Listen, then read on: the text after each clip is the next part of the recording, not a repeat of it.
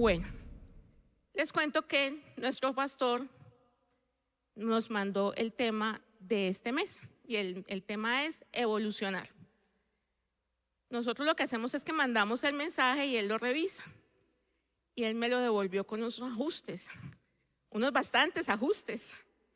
Entonces empecé como, Dios mío, ¿y ahorita cómo vamos a ajustar todo esto? Estaba en mi casa y decía, bueno, el tema es evolucionar. El mensaje tiene que hablar de evolucionar. Yo vivo frente a un parque y en el parque vi un árbol de mango. Un árbol que desafortunadamente para ciertas personas ha servido como el escondedero para fumar. Entonces la persona de la Junta de Acción Comunal lo ha podado varias veces, pero lo ha podado sin ninguna técnica. Lo hace vilmente con un machete y empieza a acabar con el arbolito. Pero a mí ese árbol me encanta, porque ese árbol donde le han pasado el machete le está diciendo, no señor, no se preocupe, y vuelve y sale. Y cada vez sale más frondoso y con más frutos. Entonces dije, listo, Padre, ya entendí. Vamos a enfocar este mensaje de evolucionar como si fuera un árbol. Y entonces después llega el Espíritu Santo a decirte, bueno, ya sabes por dónde es, vamos a centrarnos en la parábola del sembrador. Entonces, ¿qué nos habla la parábola del sembrador? ¿Qué nos dice? Un sembrador va tirando su semilla y va cayendo en diferentes terrenos. ¿Qué nos dice? En el primer terreno que cae es un camino. Como no tiene profundidad, vienen los pájaros y se comen la semilla.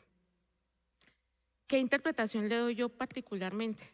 Eso es para los facilistas, los que queremos tener el super jardín, pero no hacemos absolutamente nada por sembrar la semilla en un buen sitio. Después pasa el segundo terreno, que es una tierra poco profunda y con mucha roca. Cae la semilla prospera, pero en el momento en que llega el sol, la semilla se seca. Tercer terreno, es un terreno lleno de espinos. Es como que la semilla llega y empieza a florecer, pero como está llena de espinos, el espino no la deja pasar, entonces allí muere.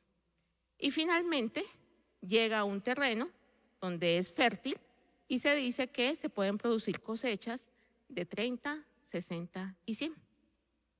Pero bueno, vamos a ver cómo Jesús nos explica esa parábola. Vamos a leer Mateo 13, del 18 al 23. Dice, escuchen ahora la explicación de la parábola acerca del agricultor que salió a sembrar. Las semillas que cayeron en el camino representan a los que oyen el mensaje del reino, pero no lo entienden. Entonces viene el maligno y arrebata la semilla que fue sembrada en el corazón. Las semillas sobre la tierra rocosa representan a los que oyen el mensaje y de inmediato lo reciben con alegría. Pero como no tienen raíces profundas, no duran mucho. En cuanto tienen problemas o son perseguidos por creer la palabra de Dios, caen. Las semillas que cayeron entre los espinos representan a los que oyen la palabra de Dios, pero muy pronto el mensaje queda desplazado por las preocupaciones de esta vida, el atractivo de la riqueza, así que no producen ningún fruto. Las semillas que cayeron en la buena tierra representan a los que de verdad oyen y entienden la palabra de Dios y producen una cosecha de 30, 60 y hasta 100 veces más numerosa de lo que se había sembrado. Particularmente pienso que antes de que conozcamos a Cristo, estamos como en tour por los 3 primeros terrenos. Entonces, porque siempre he pensado que el ser humano tiene una necesidad propia de acercarse a Dios, pero como no lo entiende, empieza a tener su terreno, su corazón, como los 3 primeros terrenos. Entonces, en uno es muy superficial, en el otro tiene rocas, en el otro tiene espinos, pero ninguno de ellos tiene fruto. ¿Alguno antes en su vida ha pasado por alguno de los terrenos? En ninguno de los terrenos se da fruto. O si se da el fruto, no es el fruto que a Dios le gusta.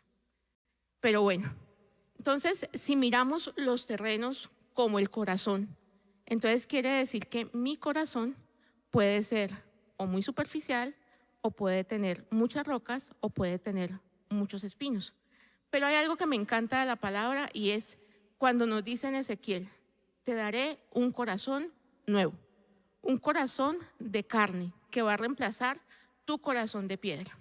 Entonces, ¿cómo veo yo esta parábola del sembrador? Hagan de cuenta que ustedes están en un terreno y en ese terreno todo lo que está alimentando las raíces son las consecuencias de nuestras acciones, son las consecuencias de nuestros pecados. Entonces, si yo no soy fructífero, pues mi terreno no es lo suficientemente rico para que yo crezca. ¿Qué pasa con el perdón de los pecados? Es como si Dios te dijera: deshacer. ¿Cómo vamos a deshacer? Te voy a quitar esa mala tierra que tenías y ¿qué voy a hacer? Te voy a poner un nuevo terreno. Hagan de cuenta como si fuera una matera, pero imagínense una matera grande. Es como si tienen allí una semilla y la semilla no crece, y no crece es por el terreno. Entonces, con el perdón de los pecados, es como si Jesús viniera y dijera: esta tierra no sirve, y la remueve, y la saca. ¿Y qué hace? Pone tierra nueva con los nutrientes necesarios para que nosotros podamos crecer. Entonces, Jesús nos limpia completamente de eso que tenemos. Pero ahorita yo les pregunto, ¿alguien alguna vez ha trasplantado alguna matica? Cuando uno lo hace, se dan cuenta que uno no pasa la matica solita. O sea, la matica lleva tierrita de la que tenía antes, ¿sí? Entonces, hagan de cuenta que esos grumitos de tierra que se van y se siembran allá, es algo como que nosotros nos estamos aferrando a ese pasado que Dios nos quiere quitar. Entonces es como si la raíz se quedara allí y entonces se queda pensando: ay, es que antes de caminar con Cristo yo tenía X, Y, Z, yo hacía, yo iba. ¿O qué tal los que optamos a veces por el autojuicio?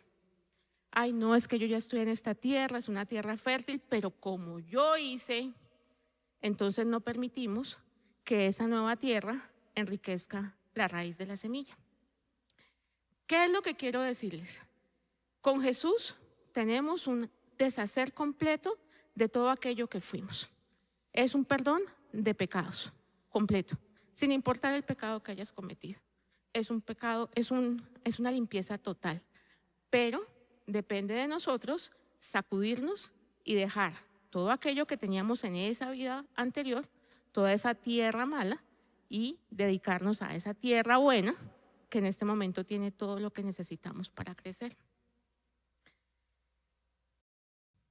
Para mí el perdón de los pecados es como un borrón y cuenta nueva, por así decirlo. Ustedes conocen la palabra cuando nos habla de que los fariseos llevaron a Jesús a una mujer que fue sorprendida en adulterio. Entonces, pongámoslo algo de creatividad. Imaginémonos un grupo de fariseos que quería corchar a Jesús para decidir si tenían un motivo para matarlo o no. Eso no fue casualidad, que es que Jesús fue a predicar y de un momento a otro apareció la mujer que estaba cometiendo adulterio. Me atrevo a pensar que eso fue un plan de los fariseos. Ustedes no se han puesto a pensar que para cometer adulterio se necesitan dos. ¿Y por qué aparece solamente la mujer? Porque es que todo estaba planeado, porque es que necesitaban poner como un chivo expiatorio. Ahora, hay algo, y es una idea que tiene un predicador que a mí me parece muy bonita, y es que cuando llevan a la mujer y le dice: ¿qué vamos a hacer? La acabamos de encontrar que cometió adulterio. Ahora, imagínense que los fariseos lo que querían era humillar a esta mujer. Si la acaban de encontrar cometiendo adulterio, ¿cómo creen que estaba vestida? Asumamos que no estaba vestida. ¿Y cómo se la llevaron? Digamos que fueron generosos y se la llevaron con una sábana. Exponerla completamente ante el pueblo. ¿Y qué le dice? Hemos encontrado a esta mujer en acto de adulterio. La ley de Moisés dice que debemos apedrearla. ¿Qué dice Jesús? el que esté libre de pecado, que tire la primera piedra. Pero entonces yo también me ponía a pensar, y yo, así como que tan de ya. Hay una teoría que dice que cuando Jesús estaba escribiendo en el suelo, estaba escribiendo los pecados de la gente que iba a apedrear a la mujer. Entonces, sin decir quién era. Entonces, por ejemplo, tiene una relación ilícita y está engañando a su esposa. Entonces lo estaba escribiendo en el suelo. En su tienda tiene adulterada la balanza para que entreguen menos producto y pueda cobrar más. Y sigue escribiendo él en el suelo. No sé, pongámonos que es un cobrador de impuestos y está cobrando más de lo que el gobierno de Roma le está pidiendo. Entonces, al ver las personas que le iban a apedrear todo lo que él estaba escribiendo, sintieron miedo, dejan la piedra. ¿Por qué? Es mi suposición. Yo digo, yo me voy antes de que escriba ahí el pecado que yo cometo. Finalmente levanta la cara y le dice, mujer, ¿dónde están los que te acusan? Le dice, se han ido todos. Pues yo tampoco te juzgo. ¿Y qué le dice? Vete y no peques más. ¿No les parece que eso es como un deshacer? Es como ese comando que tenemos en los programas que decimos control Z. A eso yo no lo cometí, entonces es como un deshacer. ¿Ustedes qué creen que hizo la mujer que fue encontrada en adulterio? ¿Ustedes creen que ella dijo, no, yo voy a hacer mi vida acá porque es que esta es mi tierra, mi pueblo, O sea, yo lo primero que digo es, voy a hacer una vida nueva. Probablemente se va y trata de dejar atrás eso que pasó. ¿Y no les ha pasado que eso es lo que hacemos cuando hacemos el control Z? Cuando hacemos el control Z es porque primero que todo nos dimos cuenta que hicimos algo malo. Lo segundo es porque queremos corregirlo. Y lo tercero es porque lo hacemos bien. Entonces, entrando ya en el tema del evolucionar, el primer paso es el arrepentimiento. Pero como nos decía Lorena el domingo, el arrepentimiento hace parte de una transformación. Y esa transformación es un proceso más corto, mientras que la evolución es un proceso mucho más largo. Entonces, Cristo nos llama, nos arrepentimos, decidimos seguirlo como nuestro Señor y Salvador. En ese momento, cuando ya decidimos seguirlo, hemos completado la transformación. Cambiamos de ese terreno no fértil y nos pasamos a ese terreno más fértil.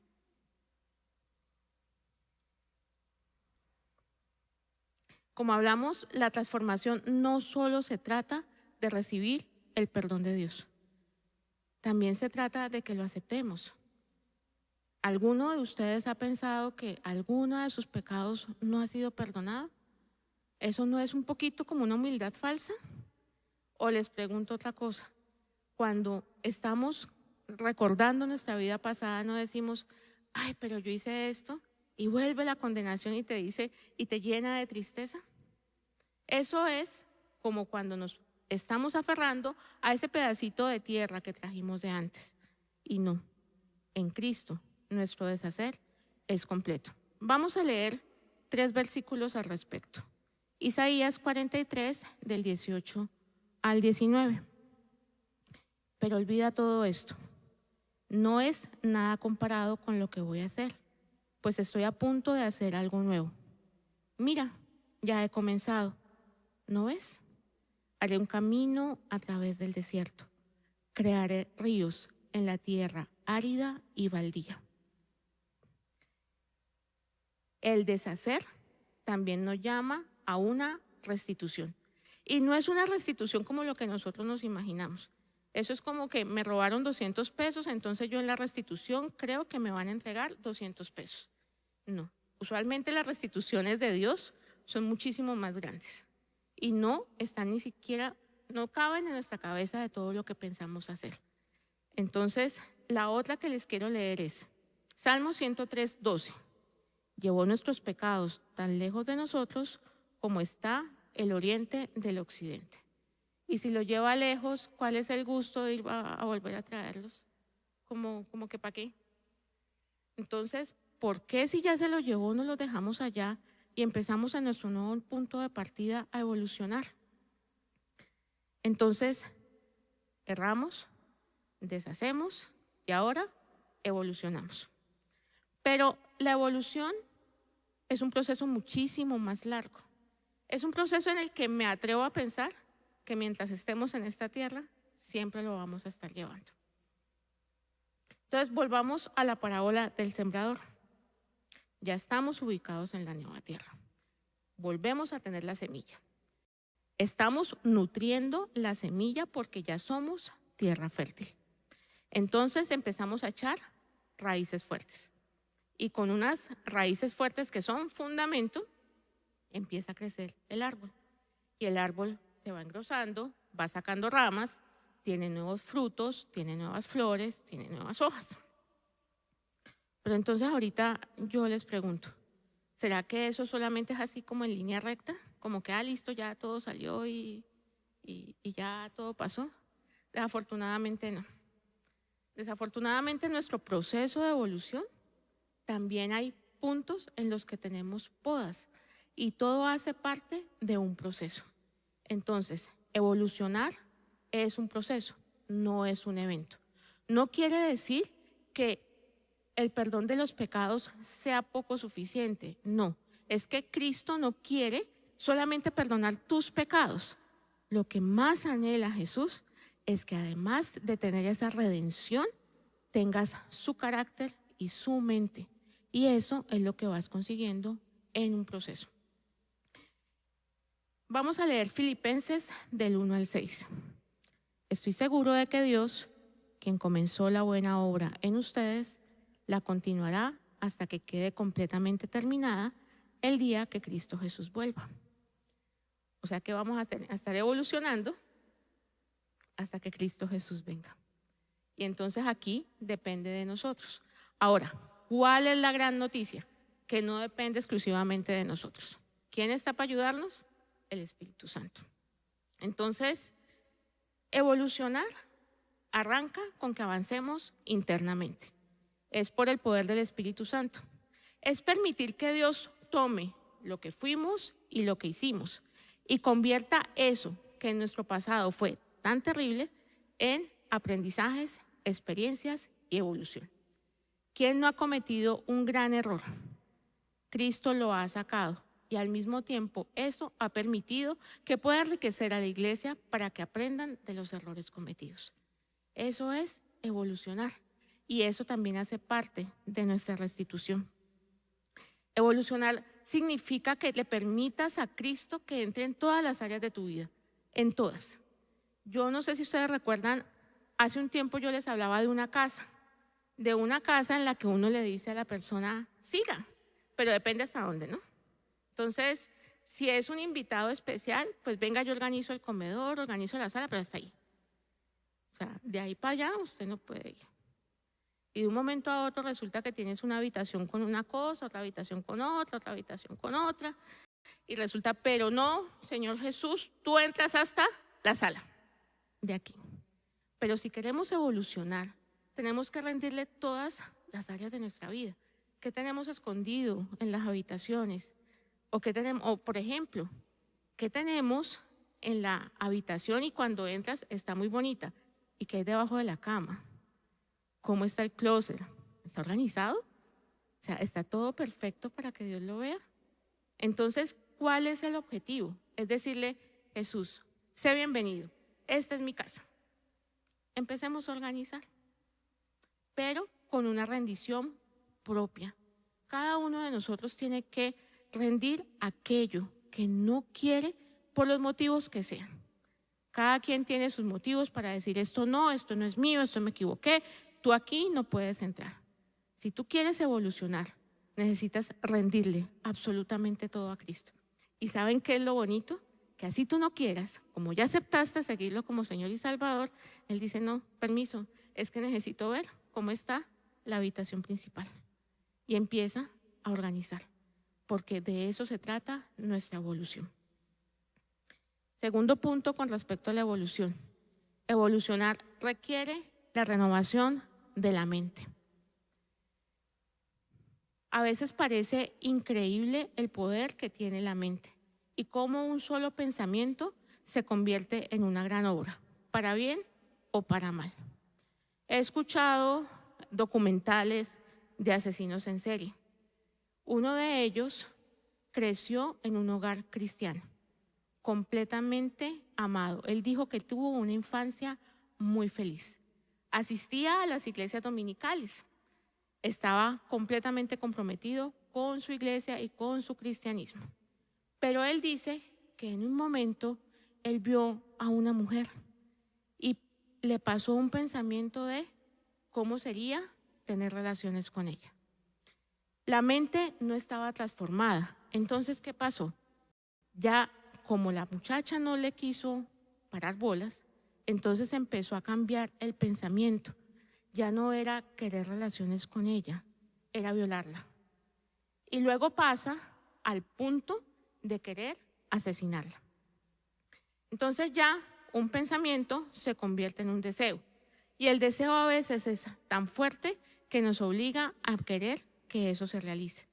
Él después comenta cómo hace todo para tratar de traer a la muchacha, cómo la va a capturar, dónde la va a llevar, cómo la va a amordazar, dónde la va a matar. Y resulta que lo hace. Y lo peor del caso es que él sigue en su proceso de asesinato y dice, en el primero me equivoqué, voy a volverlo a hacer porque quiero hacerlo mejor. Y entonces ya no es un asesinato, va un segundo, va un tercero y al final cuando lo capturan, a él lo capturan por el asesinato de 76 mujeres. Cuando está en el pabellón de la muerte, él dijo, ustedes solamente encontraron 76 cuerpos, pero eran más de 150. ¿A qué voy con todo esto? A que la mente es supremamente poderosa, para bien o para mal. Pero todo depende de cómo manejes tú tus pensamientos. Necesitas una mente transformada. Vamos a leer Romanos 12:2. No imiten las costumbres, las conductas ni las costumbres de este mundo. Más bien dejen que Dios las transforme en personas nuevas al cambiarles la manera de pensar. Entonces aprenderán a conocer la voluntad de Dios para ustedes, la cual es buena, agradable y perfecta. Miremos lo que nos dice. No imitemos las costumbres de este mundo. Es apartémonos del mundo, apartémonos de esa tierra de la que Dios nos sacó. Y ahora vamos a ser personas nuevas, porque vamos a cambiar nuestra manera de pensar. Y si cambiamos la manera de pensar, conoceremos la buena voluntad de Dios, agradable y perfecta.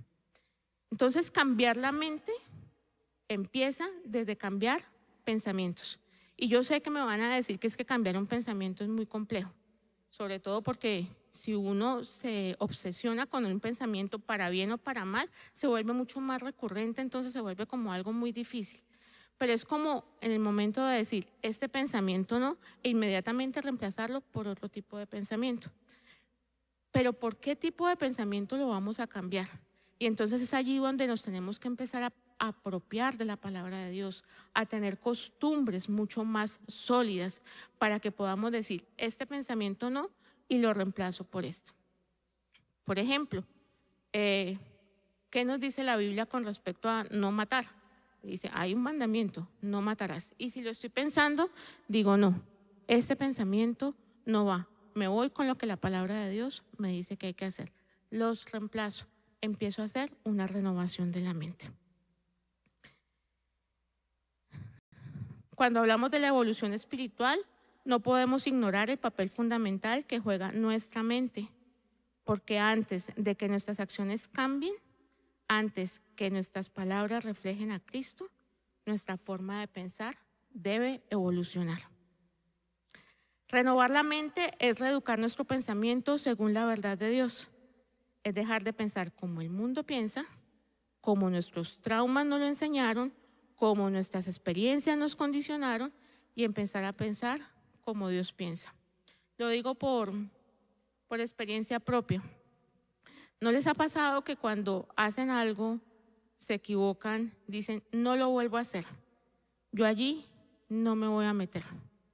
Yo ya lo intenté y no pude. Qué bonito más bien sería, me equivoqué, voy a ver cómo lo corrijo, porque todo lo puedo en Cristo que me fortalece.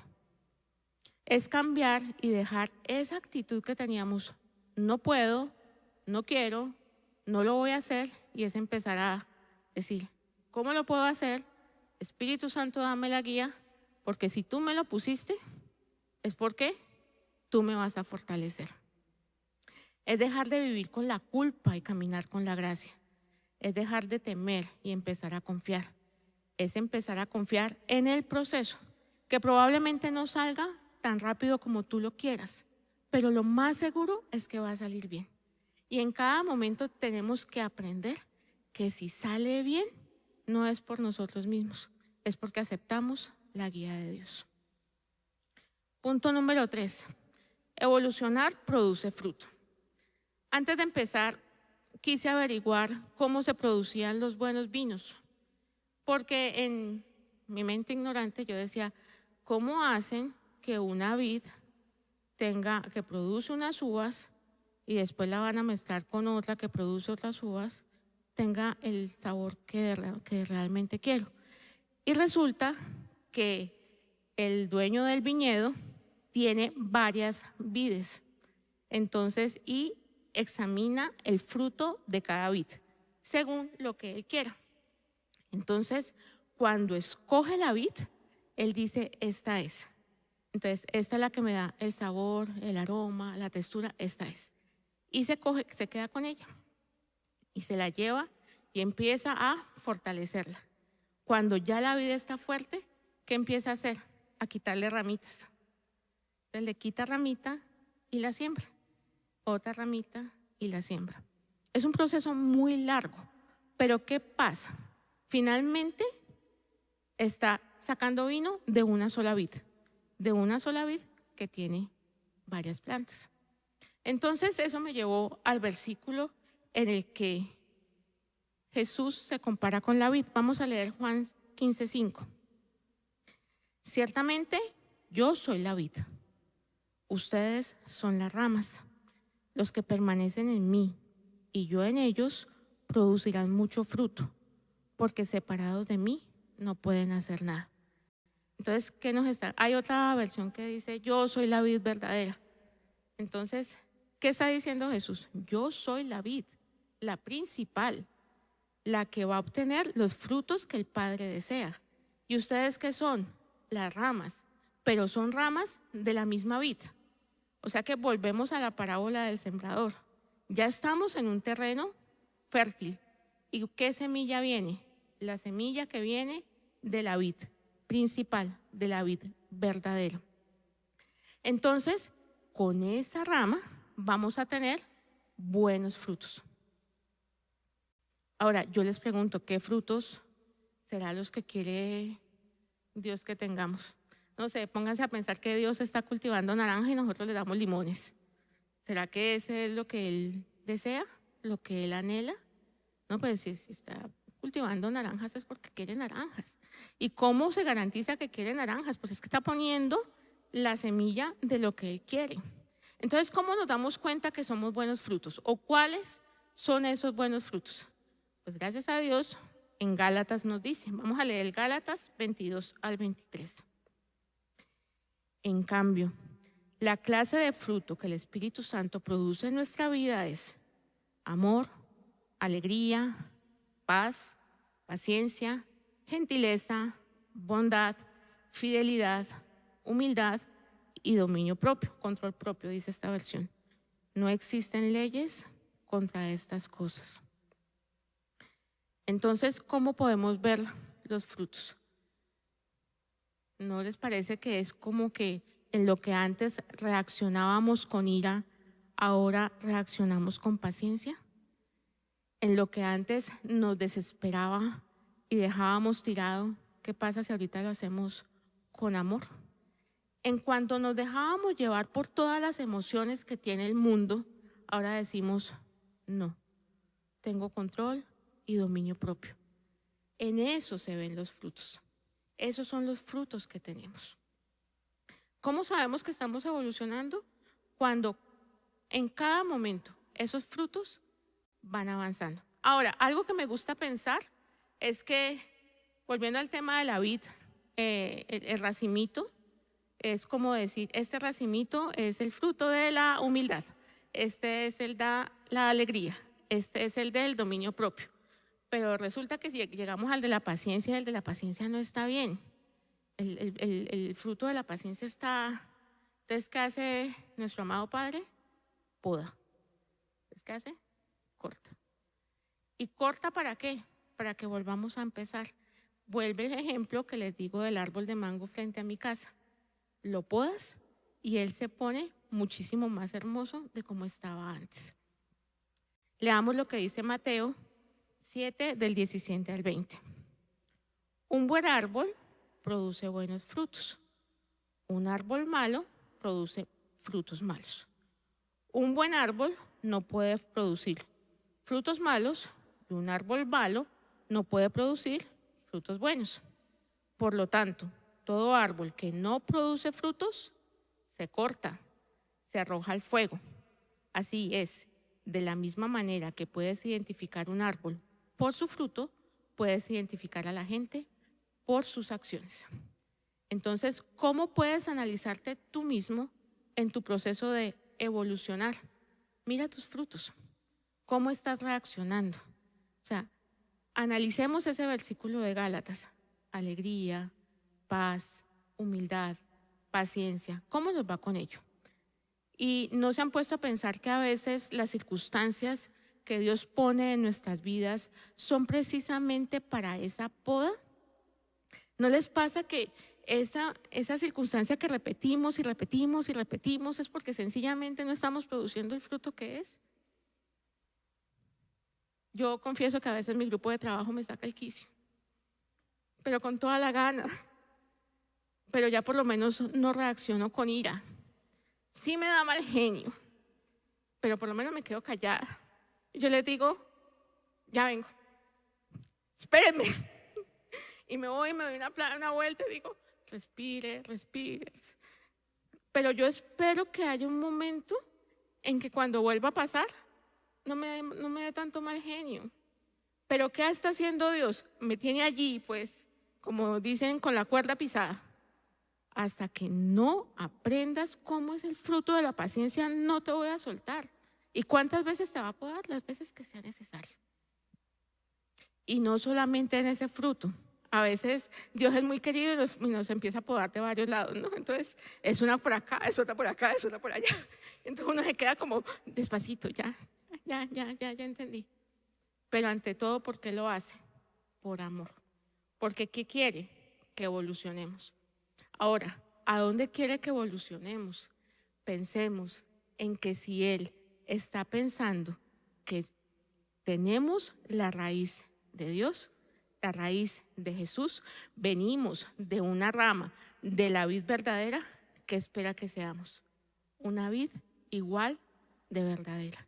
O sea que Él quiere llevarnos a evolucionar a un punto en que la meta es que seamos tal cual como lo es Jesús. Y para mí, eso además de ser retador, es supremamente amoroso. Porque que Él piense que yo puedo llegar a ser lo que es Jesús, es decirle, Padre, te agradezco tanto por la confianza, pero vamos a trabajar. Yo sé que tengo mucho que avanzar, pero si tú dices que allá llegamos, pues yo confío que tú harás la obra y allá llegaremos. Pero miren el amor del Padre que dice, ay, yo sé que tú no vas a llegar, entonces dejemos ahí, hasta ahí nomás, no avance. Pero ¿qué dice Él? No, tú vas a aprender y tú vas a dar el fruto que yo quiero que des. ¿Y cuál es el fruto que yo quiero que des? Que te conviertas tal cual como lo es mi Hijo amado. Si estás evolucionando, el fruto se verá, no en perfección, sí en transformación, no en apariencia, sí en esencia. Tu evolución no se mide por lo que sabes, se mide por lo que reflejas. Y conforme avanzamos en evolución, en ese preciso momento empezamos a reflejar todo aquello que nosotros podemos hacer cuando Cristo realmente maneja nuestro corazón. Conclusión. Número 1, nosotros no escogemos a Dios, Él es el que nos escoge, Él es el que nos llama, Él es el que se ofrece a perdonarnos nuestros pecados. ¿Cuál es nuestro paso inicial? Es decir, listo, te acepto como mi Señor y Salvador. La obra la sigue haciendo Él. Nos perdona nuestros pecados y es como si pudiéramos hacer un control Z. Es un nuevo comenzar, es un nuevo caminar en Él. Pecamos, tenemos el perdón de los pecados, entregamos nuestra vida a Dios y empezamos nuestro proceso de evolución. Es un proceso en el que seguiremos toda la vida. La evolución no es automática, es una evolución que requiere, número 1, fe. Número 2, rendición, que estemos completamente dispuestos a entregarle a Dios todo lo que absolutamente somos, inclusive aquello que ni siquiera sabemos que somos. Y lo último es un perdón también para ti mismo. No permitas que la condenación te aparte de ese gran regalo que es el perdón de los pecados. Hoy siento de Dios que nos tiene una gran invitación. Suelta tu pasado, ya no importa. Deja el autojuicio, no me importa. Cree en mi transformación, cree en mí y empieza a evolucionar para llegar mucho más allá de lo que tú tienes que hacer. El sacrificio de Cristo en la cruz no solamente significa el perdón de los pecados, significa, entre muchas otras cosas, que tenemos la oportunidad de hacer el control Z, en que podemos volver a ese punto, empezar desde cero y empezar nuestra vida. No quiere decir que todo lo que vivimos nos sirva. Al contrario, aquello que damos como por poco valioso se convierte en un recurso supremamente importante en nuestro proceso de evolución.